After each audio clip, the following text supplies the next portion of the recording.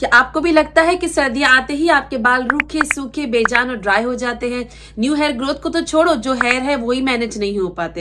Hair fall अलग होता है, डैंड्रफ भी होता है। तो आज मैं आपके लिए एक ऐसा अमेजिंग हेयर ऑयल लाई हूँ जो 100% गारंटीड है, जो ये सारे प्रॉब्लम्स आपके दूर करेगा और आपको अमेजिंग हेयर ग्रोथ देगा। ये गारंटीड है कि ये आपके बालों को कम से कम 3 से 4 इंच इस महीने में बढ़ाएगा, क्योंकि इस हेयर ऑयल में ऐसे अमेजिंग इंग्रेडिएंट्स है जिसके बारे में आप सुनेंगे, समझेंगे और आप खुद रिसर्च करेंगे तो आपको बिलीव ज्यादा होगा। ऐसे अमेजिंग इंग्रेडिएंट्स है कि जिससे आपका हेयर ग्रोथ होना लाजमी है। तो without wasting any time, let's dive into the recipe. सबसे पहले हमें लाल अनियन यानी रेड अनियन चाहिए। कोशिश करके छोटे अनियन, जिसे हम बेबी अनियंस कहते हैं, वो लें। लाल अनियंस में सल्फर का कंपाउंड ज्यादा होता है और ये सल्फर का कंपाउंड आपको हेयर ग्रोथ के लिए जरूरी है। इसके अलावा अनियन में एंटीबैक्टीरियल और एंटी फंगल प्रॉपर्टीज हैं जो आपके डैंड्रफ से भी फाइट करती हैं। प्याज को अच्छे से छील कर वॉश कर लें और उसे छोटे छोटे पीसेस में कट कर लें। सेकेंड इंग्रेडिएंट मेथी दाना, बहुत ही पावरफुल इंग्रेडिएंट्स है। मेथी दाने को हम इंग्लिश में फेनुग्रीक सीड कहते हैं। ये आपके बालों की ग्रोथ को स्टिमुलेट करता है क्योंकि इसमें मौजूद है प्रोटीन और विटामिन B3। ये आपके बालों की ग्रोथ को बढ़ाता है और आपके हेयर लॉस को कम करता है। आपके बालों को मोटा और थिक बनाता है, उनकी डेंसिटी इंक्रीज करता है, आपके स्कैल्प को मॉइस्चराइज करता है और डैंड्रफ को कम करता है। ये बालों को काला रखने में भी मदद करता है और प्रीमेच्योर ग्रेइंग से बचाता है। इसकी 3 टीस्पून आप इसमें ऐड कर लें। तीसरा सुपर इंग्रेडिएंट है क्लोव यानी लौंग। लौंग ना सिर्फ अनियन की स्मेल को काटेगा बल्कि आपके हेयर फॉलिकल्स को इंक्रीज करेगा, जिससे आपके बालों की ग्रोथ बढ़ेगी। ये आपके स्कैल्प की ब्लड सर्कुलेशन को भी इंक्रीज करता है और अगर आपके बाल सफेद हो गए हैं तो ये उनको काला करने में भी मदद करेगा।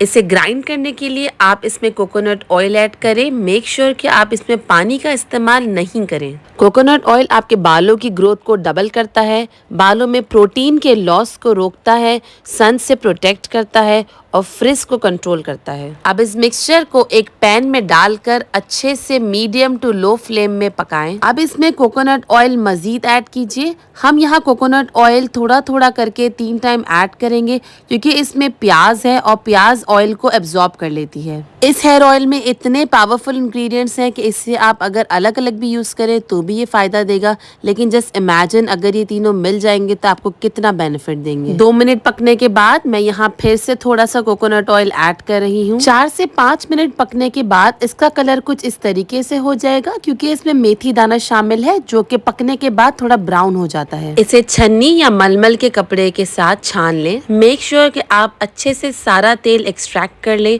और जो इसका बचा हुआ पल्प है आप चाहें तो उसे एज अ हेयर मास्क भी यूज कर सकते हैं। मैंने यहाँ हाथों का यूज किया है तो आप हाथों में डिफरेंस देख सकते हैं, सीधे और उल्टे हाथ में कितना डिफरेंस है।